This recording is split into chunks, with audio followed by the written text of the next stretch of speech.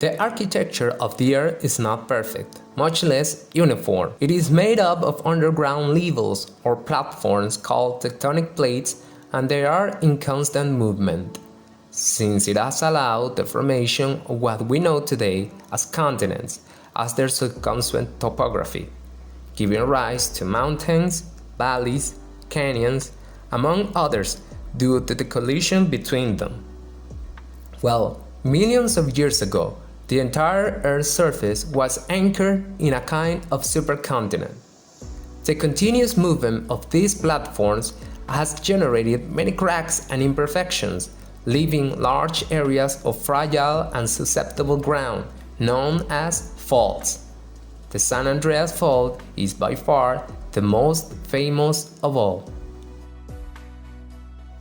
Hello, welcome to Amazing Words in English, a space of knowledge where you will learn more about the universe that surrounds us, the planets and stars that are part of it, and above all, our beloved planet Earth.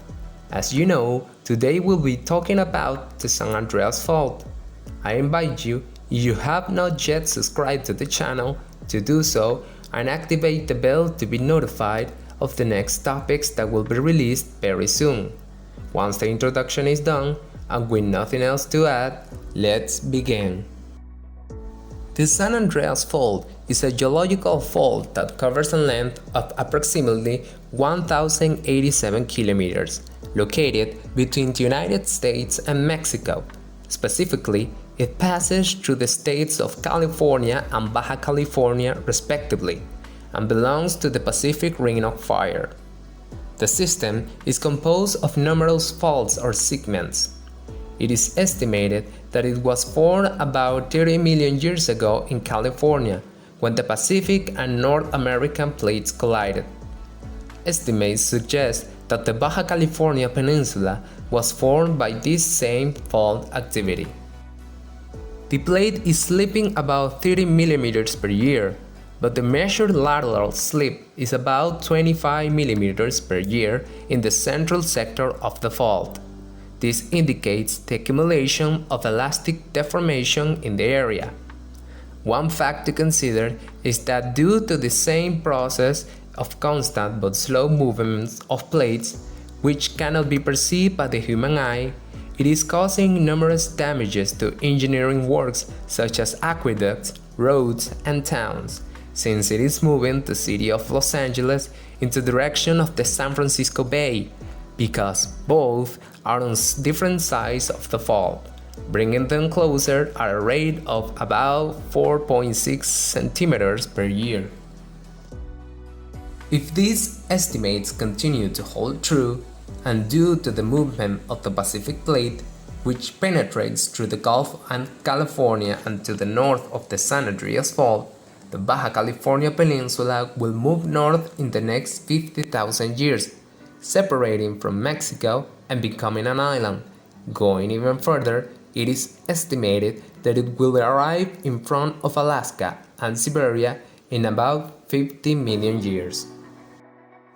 Now, this fault is famous for producing large and devastating earthquakes, for being located in an area of high seismic and volcanic activity due to the subduction zones it encompasses. The most intense earthquake recorded has been a magnitude of 8.0 on the Richter scale. Others of considerable magnitude were those of 8057 extending from Parkville to El Cajon with a magnitude of 8.0, the one in San Francisco in 1906 with a magnitude of 7.8 and a balance of 10,000 deaths. The 1989 Loma Prieta earthquake near Santa Cruz, California, with a magnitude of 7.1 and a balance of 63 deaths and 3,757 injuries. El Centro in 1940, Baja California, Mexico, on April 4, 2010, with a magnitude of 7.2 and a balance of 4 deaths and 182 injured. San Francisco on August 24, 2014, with a magnitude of 6.1 and only material damage.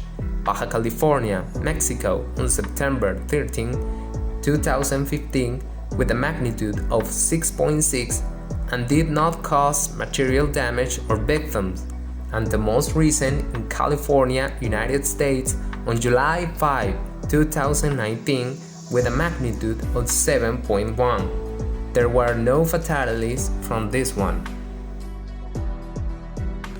Certainly, all these telluric movements have caused countless material damages, without considering, of course, all the human lives that have been lost as a result of them.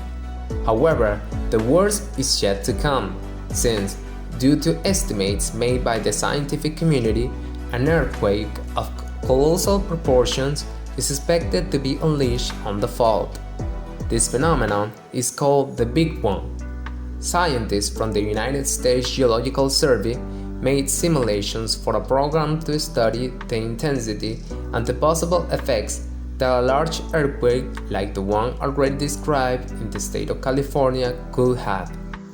One of their estimates, made with computer models, assumes that this next big event, or the Big One on the San Andrés fault, will initiate a rupture in Southern California near the Salton Sea and then shoot north along the failure to directly hit Los Angeles, the second most populous city in the United States. It is estimated that its magnitude will be 7.8 on the Richter scale. On the other hand, the most benevolent calculations indicate that if an earthquake of that magnitude occurs in that particular section, the cost of the damage will be close to $200,000 million, without underestimating the demotivating sum of 50,000 wounded people and the 2,000 dead people. The greatest concern within the community in charge of studying, and in a certain way predicting this phenomena, focuses on the southern end of the fault.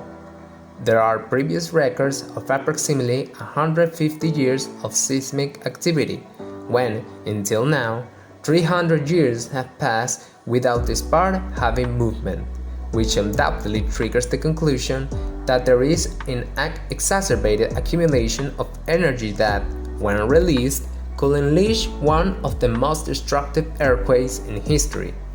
The city of Los Angeles, San Francisco, and surrounding communities are preparing for an emergency situation, as scientists predict that this large earthquake will occur within the next 30 years. Although the experience and knowledge of researchers on telluric movements and, consequently, the determination and characterization of the derivative consequences of these great seismic events that they could generate is continuing to increase, the knowledge of how seismic ruptures pass through the processes after the break remains to this day limited.